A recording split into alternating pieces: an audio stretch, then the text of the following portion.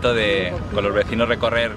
Sonoliva y poder venir aquí hasta este polideportivo tan maravilloso, una demanda histórica del barrio de hacía, no sé, 20 años y que ahora es realidad. Y la verdad es que esto es lo que hace que valga la pena estar en el ayuntamiento, que es duro, pero ayudar a la gente, ayudar a los barrios, ayudar a los niños que podrán jugar aquí en lugar de donde están ahora, pues es una maravilla.